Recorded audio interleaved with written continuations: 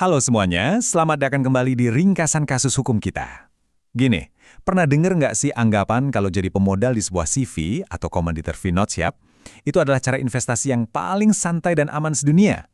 Anda store uang, Anda duduk manis, dan tinggal nunggu cuan datang kan? Sayangnya, kenyataannya jauh lebih deg-degan dari itu.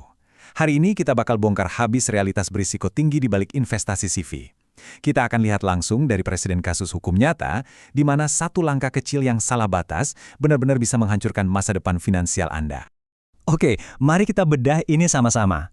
Coba tanyakan pertanyaan krusial ini ke diri Anda sendiri. Apakah harta pribadi Anda benar-benar aman kalau CV tempat Anda berinvestasi itu mendadak bangkrut?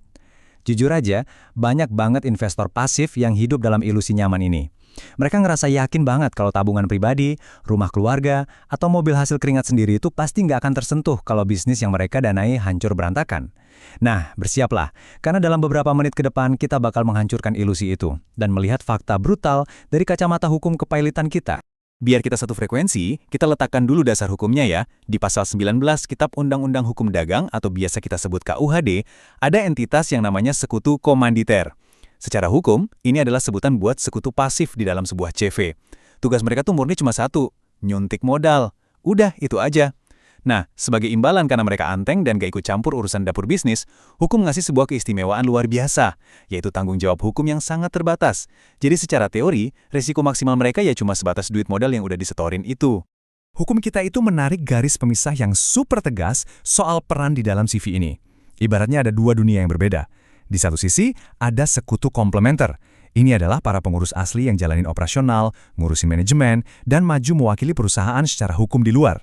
Di sisi lain, ya ada si sekutu komanditer tadi, yang secara hukum hanya boleh jadi penyedia modal. Batas demarkasi ini dibuat absolut, karena ingat, CV itu bukan badan hukum dengan pemisahan harta yang sempurna layaknya PT. Jadi, kedudukan sekutu komanditer ini sebenarnya cuma aman hanya selama mereka benar-benar konsisten dengan sifat pasifnya. Tapi tunggu dulu, perlindungan tanggung jawab terbatas yang istimewa itu punya syarat mutlak loh. Hukum kita melihat bahwa keistimewaan ini cuma layak dikasih kalau Anda benar-benar jaga jarak dari segala macam bentuk operasional perusahaan. Ini batas mutlak yang nggak boleh dilewati. Sekalinya Anda sebagai sekutu komanditer mulai gatal ngelewatin garis ini dan mulai ikut campur urusan internal atau eksternal perusahaan, boom, esensi dari status komanditer Anda langsung menguap. Perlindungan hukum Anda hilang detik itu juga.